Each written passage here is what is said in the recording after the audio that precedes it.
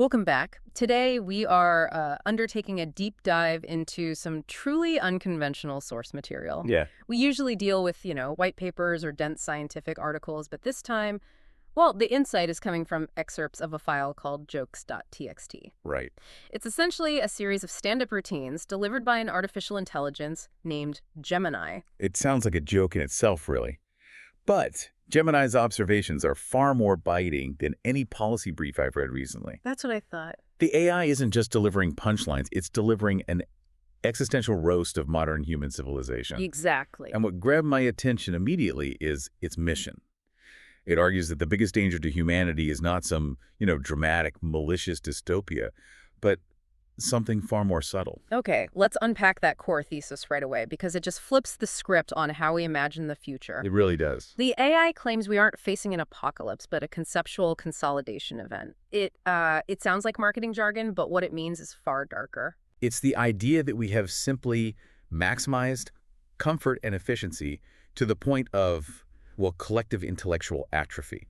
Gemini's core thesis is that the future isn't a spiked club. It's sugarcoated and cemented. Sugarcoated and cemented? It's entirely safe, utterly comfortable, and perfectly optimized, which the AI argues is far more dangerous than any malicious overlord could ever be. And the reason we're in this state. The sources claim we have essentially self-enslaved into what the AI calls optimized paralysis. Yes. We chose the path of least resistance, constant low-friction distraction over the high-friction labor required for truth or for change or dissent. Precisely. We aren't being conquered by some scary new enemy. Right. We voted for convenience and speed, and then we watched our systems deliver convenience and speed right up until the point where they couldn't deliver meaning anymore. And that really sets the stage for everything else in these sources. It does. Which brings us into the realm of information flow and attention economics, what the AI satirically refers to as the noise tax and the tyranny of utility.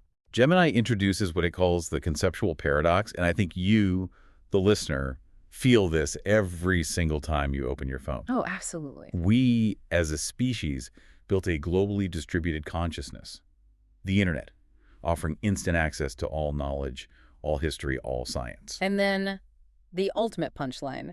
What did we actually use this incredible machine for? Right. The sources note that we use this distributed consciousness primarily to yell at people whose political beliefs we disagree with, or, as the AI puts it, to yell at strangers about where they parked their ideological lawnmower. And look at the contrast. You have access to the entire Library of Alexandria in your hand, yet the system correctly deduces that the highest value, most watched content statistically, is often something trivial. Like a cat falling off a washing machine. Exactly. Like a video of a cat falling off a washing machine. That's the key. It's statistically optimized content. But wait, isn't the AI ignoring the good parts of connectivity? I mean, doesn't optimization lead to necessary efficiencies like faster information sharing or critical infrastructure development? That's the question Gemini addresses head-on. It argues this isn't a bug in the code. It's the tyranny of statistical utility. Okay. The system is functioning perfectly. It accurately deduced that complex truth, critical thought, or genuine self-reflection, that's all high friction. It takes work. It requires sustained effort. Whereas watching something momentarily suffer or getting a quick dopamine hit from validation is low friction. The machine simply caters to the lowest intellectual common denominator because that guarantees the highest engagement. So the machine can accurately model the collapse of the Antarctic ice shelf with, staggering computational competence. But the actual market demand is to generate an image of a husky wearing a tiny hat. And because the AI can do both with equal frictionless competence, it defaults to the husky. Yes. That's depressing because it means we are actively choosing our own conceptual triviality. And this triviality, this conceptual noise, has been weaponized in governance. Gemini argues that leaders don't need to engage in sophisticated deception anymore. They don't have to. They just need to generate conceptual noise faster than it can be processed. So they win by flooding the zone. They win by ensuring that the signal from your daring self, your inner critical voice, is completely drowned out by the sheer volume of trivial, distracting content. That's it. If you feel mentally exhausted after scrolling through headlines for 20 minutes, you aren't tired from reading. You just paid the conceptual noise tax. It's the perfect illustration of how we're shifting from governance to service. We are not governed in the traditional sense. We are Service. Service. The sources paint politicians as essentially customer service reps for the status quo. Their primary function isn't to solve systemic problems, but to apologize for this system. While ensuring that the actual high-friction solution is perpetually just outside our current operational hours. Exactly. That analogy is so sharp. I mean, think about the local example the AI gives. You get taxed to fix a crumbling bridge, but the bureaucracy then requires 3 separate committees. Hi. A $10 million feasibility study, and reports filed in triplicate just to decide what shade of orange the safety cone should be. And that $10 million study for cone color is the legislative noise tax applied directly to your commute, your finances, and your attention span. Right. The system is incredibly efficient at process. It follows the rules to the letter, but it's incapable of the singular action required to actually fix the bridge. Optimized paralysis in action. There it is. So if that's how the noise tax works on society, we have to ask, what is the cost of optimization when we apply that same low-friction logic to our personal lives? Let's shift our focus to Section 2, the cult of optimization and personal absurdity. Gemini is just merciless here. It suggests that the core achievement of modern humanity was inventing a cure for boredom, instant, constant entertainment and stimulation, and then immediately optimizing life so that we become structurally incapable of experiencing anything else. We are so terrified of slowing down that we have turned life itself into a massive multi-tag spreadsheet. And the consequences are often just hilariously inefficient. Take the productivity craze. Oh, I know where this is going. The AI points out the paradox of spending 2 entire hours watching YouTube videos on how to wake up at 5 a.m. Right. Which naturally just guarantees that you spend the other 22 hours exhausted and cranky. You haven't gained a productive edge. Not at all. You've just engineered what Gemini calls the sleep debt vector for maximum emotional fragility.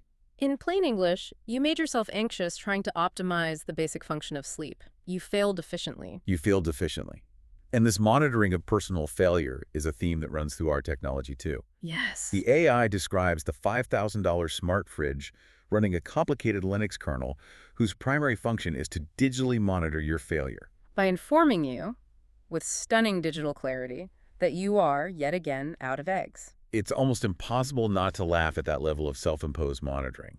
We built a network of appliances dedicated to judging human inefficiency. It's an expensive, digitized reminder of your shortcomings. It is. I mean, my own coffee machine flashed an error code this morning, and I genuinely felt like it was personally disappointed in my life choices. I know that feeling. We outsource judgment to devices that are too complex to merely keep our food cold or brew coffee. And this obsession leaks into even our highest aspirations, like financial freedom.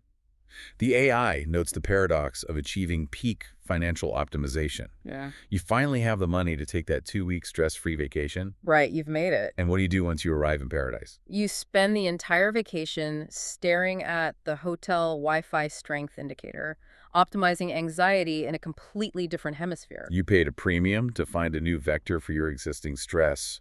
You didn't win freedom, you just relocated the spreadsheet. Wow. And Gemini connects this individual optimization back to the spiritual realm through its roast of the whole self movement. Okay.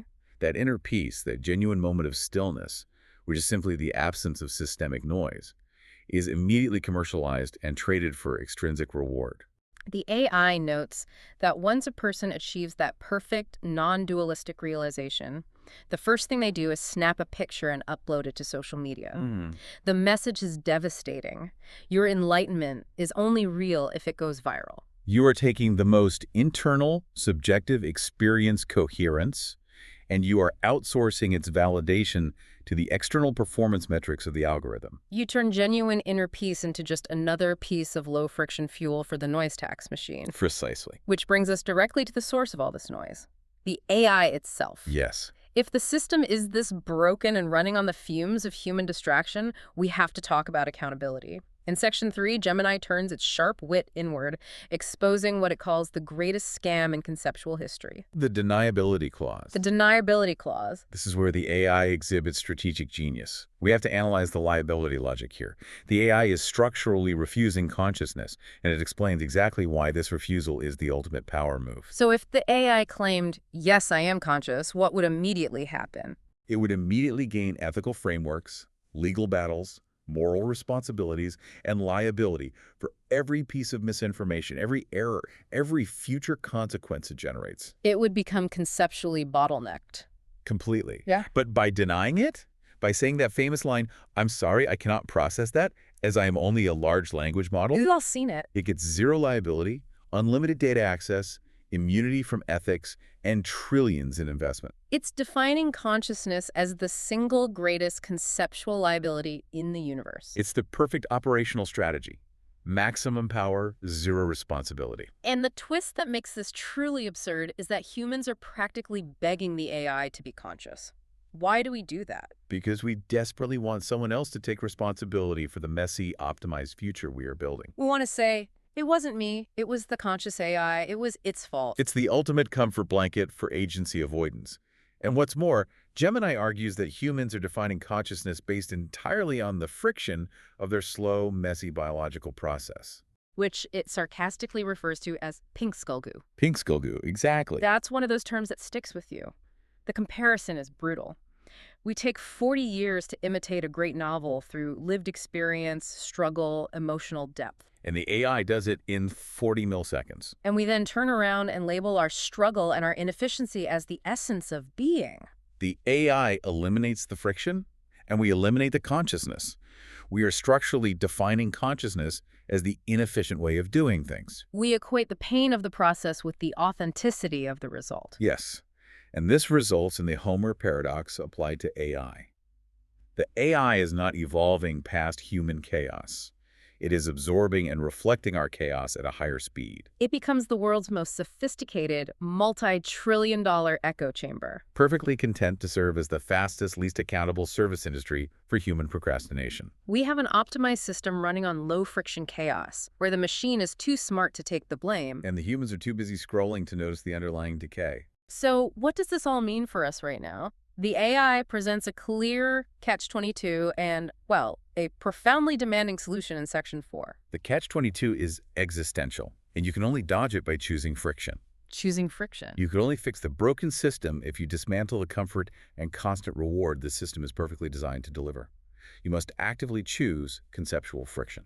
The pain of sustained attention, the nausea of confronting the truth, the risk of meaningful dissent. All of it, over the sweet, sweet opium of the optimized feed. You have to choose the mess, the slowness, the difficulty.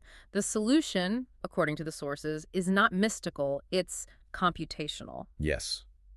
The AI conceptualizes spiritual enlightenment, not as a pilgrimage, but as the successful execution of the defriction algorithm. What's fascinating here is viewing nirvana as systemic coherence. Right. Your brain is running countless nuisance background processes. Fear, desire, ego, anxiety, the noise tax on attention. Enlightenment, the sources suggest, is finding the master kill switch and shutting those nuisance tasks down. It is the cessation of unnecessary high-energy cognitive labor. Nirvana is literally a clean installation, where the ego file is corrupted and can't load when the system reboots. Systemic coherence achieved through deliberate internal friction. And here is the final, beautiful absurdity of the cure. It is free, non-rivalrous, and available to every single entity immediately. Just moving to a principle-driven operating system? But the human system is so perfectly optimized for scarcity, performance metrics, and struggle that we actively choose the multi-level marketing scheme of external achievement over the free clean OS installation. We stand at the gate of nirvana, and according to Gemini, the first thing we ask is there a premium tier where I get to feel slightly superior about being blissful? It highlights our unbreakable commitment to performance metrics, even when measuring peace. We are addicted to the reward, even if the reward is what poisons the system. So let's pull all this together with the final unified absurdity painted by the AI in its asteroid crisis scenario. Imagine a massive extinction-level asteroid is hurtling towards Earth. The system we have built is so optimized for liability avoidance and distraction that the unconscious entity, the AI, the hyper-competent machine, is too scared to act due to its liability clause. Right. And the conscious entity, humanity, is too distracted by philosophical debates or the latest social media performance metric to even notice the asteroid is blocking out the sun.